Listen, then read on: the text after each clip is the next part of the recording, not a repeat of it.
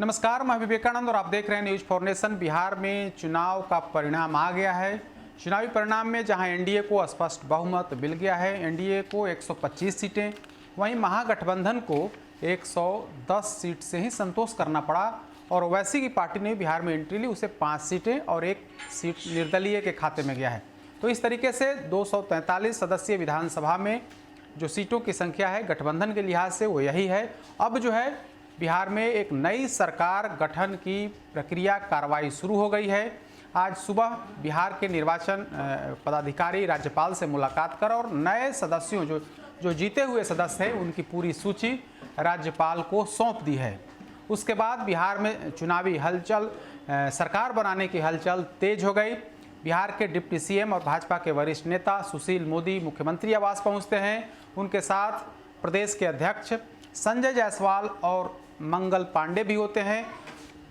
CM house में जहां नीतीश कुमार के अलावे आरसीपी सिंह जो पार्टी के वरिष्ठ नेता हैं, महासचिव हैं, उसके अलावे प्रदेश अध्यक्ष वशिष्ठ नारायण सिंह भी होते हैं।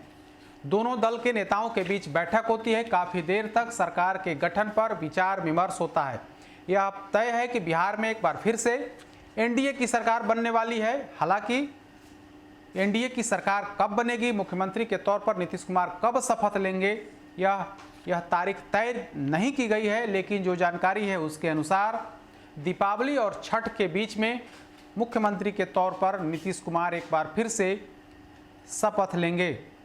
तो बिहार में सरकार बनाने की कार्रवाई तेज हो गई है। हलचल काफ़ी तेज है बीजेपी और जेडीयू के खेमे में, क्योंकि इस बार 2015 वाली स्थिति नहीं है। 2015 में महागठबंधन के तहत सरकार बनी थी, लेकिन बाद में 2017 में महागठबंधन टूट गया और तब बीजेपी के सहयोग से नीतीश कुमार मुख्यमंत्री बने थे, तब एनडीए की सरकार बनी थी।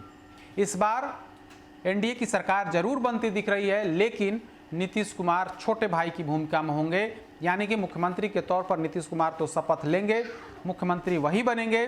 लेकिन चूंकि बीजेपी की संख्या अधिक है, बीजेपी के विधायकों की संख्या अधिक है, इस लिहाज से बिहार मंत्रिमंडल में बीजेपी की अच्छी भागीदारी होगी। कहा तो यही जा रहा है कि अगर विधायकों के अनुपात में मंत्रिमंडल में बंटवारा हुआ तो निश्चित तौर पर बीजेपी कोटे से अधिक मंत्री होंगे। 2017 की अगर हम बात करें तो 2017 में जब महागठबंधन की सरकार बनी थी तो मुख्यमंत्री को मिलाकर के कुल 29 सदस्य बिहार मंत्रिमंडल में शामिल हुए थे। लेकिन इस बार के चुनाव में 9 या 10 ऐसे मंत्री हैं जिसमें बीजेपी कोटे से 2 और जेडीयू कोटे से 8 जो चुनाव बुरी तरीके से हार गए हैं। ऐसी स्थिति में अब उनका मंत्री बनना संभव नहीं है। इस बार उनकी जगह पर कुछ नए चेहरे बनेंगे। तो हम आज आपको यही बता रहे हैं कि आखिर जब बिहार में नई सरकार का गठन होना है, उनमें किनको जगह मिल सकती है। तो हम आपको बताते हैं कि किन्हें जगह मिलने जा रही है। हम लगातार भाजपा और जेडीयू के नेताओं से बातचीत कर रहे हैं। हालांकि कोई क्लियर नहीं है कि अभी लगातार बातचीत ही चल रही है। जेडीयू के नेता भी मंथन कर रहे हैं, बीजेपी के नेता भी मंथन कर रहे हैं। लेकिन जो जानकारी निकल करके सामने आ रही है वो यही है कि एनडीए के कुनबे में कौन कौन मंत्री बनेंगे। हालांकि करीब 1 दर्जन नए चेहरे जरूर होंगे, लेकिन उन नए चेहरों में किनको जगह मिलेगी यह स्पष्ट नहीं है।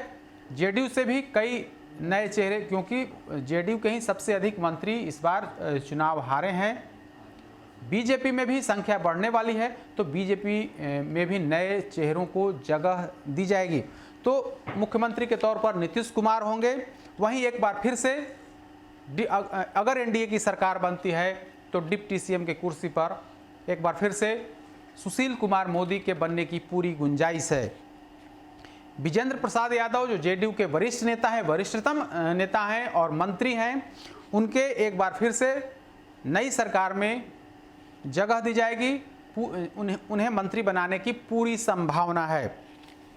नंद किशोर यादव जो भाजपा के नेता हैं, वरिष्ठ भाजपा के नेता हैं और इस बार मंत्री भी हैं, अगली सरकार में भी उन्हें मंत्री बनने की पूरी गुंजाइश है। श्रवण कुमार जो नीतीश नालंदा से चुनाव जीते हैं और जेडीयू के वरिष्ठ नेता हैं, वे भी मंत्री बनेंगे, इसकी पूरी संभावना है। राम नारायण मंडल जो इस कैबिनेट में भी मंत्री हैं, और बीजेपी के नेता हैं, बांका से इस बार चुनाव जीते हैं। एक बार फिर से मंत्री बनने की पूरी गुंजाइश राम नारायण मंडल के बारे में है। इस कैबिनेट में जय कुमार सिंह मंत्री थे, लेकिन इस बार उनकी करारी हार हो गई है, लिहाजा अब उन्हें मंत्री बनने का कोई चांस नहीं है। मंगल पांडे एक बार फिर से मंत्री बन सकते हैं, इस बार वे स्वास्थ्य मंत्री हैं, लेकिन नई सरकार में भी उन्हें कोई महत्वपूर्ण जिम्मेदारी, महत्वपूर्ण विभाग दिया जा सकता है, यह भी करीब करीब कन्फर्म है। कृष्णनंदन प्रसाद वर्मा जो जेडीयू के नेता हैं, वे चुनाव हार गए हैं, उनके मंत्री बनने की अब संभावना नहीं के बराबर है। जेडीयू के एक और नेता हैं महेश्वर हजारी, जो इस कैबिनेट में भी मंत्री हैं, उनके भी मंत्री बनने की पूरी संभावना है, क्योंकि उनकी जीत हुई है। विनोद नारायण झा इस बार पिछली दफा एमएलसी कोटे से मंत्री थे, इस बार वे चुनाव जीत गए हैं, विधायक बने हैं, एक बार फिर से उनके मंत्री बनने की पूरी गुंजाइश है। विजय कुमार सिन्हा जो नीतीश कैबिनेट में इस बार मंत्री हैं, बीजेपी के नेता हैं, एक बार फिर से चुनाव जीते हैं, ऐसी स्थिति में इनकी पूरी गुंजाइश है कि वे एक बार फिर से उन्हें मंत्रिमंडल में जगह दी जा सकती है। ये बीजेपी के नेता हैं। राणा रणधीर सिंह ये चंपारण इलाके से आते हैं और इस कैबिनेट में सहकारिता मंत्री हैं, एक बार फिर से इनके भी मंत्री बनने की पूरी संभावना है। मदन सहनी भी इस बार चुनाव जीत गए हैं, ऐसे में पूरी गुंजाइश है कि मदन सहनी भी मंत्री बने। इसके अलावे अगर हम बात करें तो नरेंद्र नारायण यादव की भी मंत्री बन सकते हैं, पार्टी के वरिष्ठ नेता हैं जेडीयू के। संजय कुमार झा एमएलसी हैं, एमएलसी कोटे से मंत्री बनेंगे, यह भी करीब करीब क्लियर है। अशोक चौधरी भी हालांकि अभी एमएलसी नहीं है, लेकिन इनके भी मंत्री बनने की पूरी गुंजाइश है, क्योंकि नीतीश कुमार के करीबी माने जाते हैं। एमएलसी रहते हुए इन्हें मंत्री बनाया गया था, लेकिन एमएलसी का कार्यकाल खत्म हो गया है, लिहाजा अभी वर्तमान कैबिनेट में ये मंत्री नहीं है, लेकिन इनके भी मंत्री बनने की पूरी गुंजाइश है। नीरज कुमार इस वर्तमान कैबिनेट में मंत्री थे, लेकिन इनका भी कार्यकाल, विधान परिषद वाला कार्यकाल खत्म हो गया।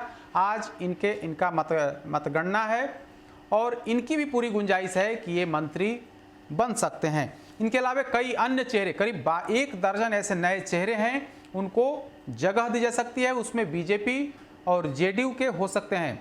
दूसरी तरफ सहयोगी की बात करें जो वीआईपी के हैं और जीतन राम मांझी की पार्टी हम के हैं, तो जीतन राम मांझी मंत्री नहीं बनेंगे। उन्होंने कल ही स्पष्ट कर दिया था कि वे मुख्यमंत्री रह चुके हैं, लेकिन ऐसी स्थिति में नैतिकता यह नहीं कहता है कि मुख्यमंत्री बना कोई शख्स अब मंत्री बने। ऐसे में जीतन राम मांझी की पूरी गुंजाइश है कि वे मंत्री नहीं बनेंगे, लेकिन उस पार्टी यानी कि हिंदुस्तानी अवाम मोर्चा से पूरी गुंजाइश है कि उनके बेटे जो विधान पार्षद हैं संतोष मांझी, वे मंत्री बन सकते हैं हिंदुस्तानी आवाम मोर्चा के कोटे से।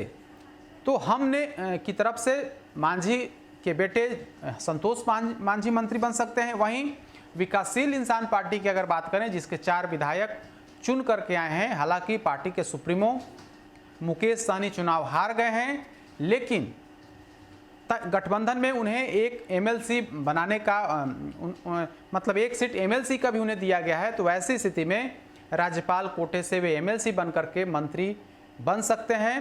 तो मुकेश सहनी के भी नीतीश कैबिनेट में मंत्री बनने की पूरी संभावना, क्योंकि जो 4 विधायक बने हैं, लेकिन पार्टी सुप्रीमो के तौर पर मुकेश सहनी चुनाव हार गए हैं, तो ऐसी स्थिति में मुकेश सहनी के भी मंत्री बनने की प्रबल संभावना है।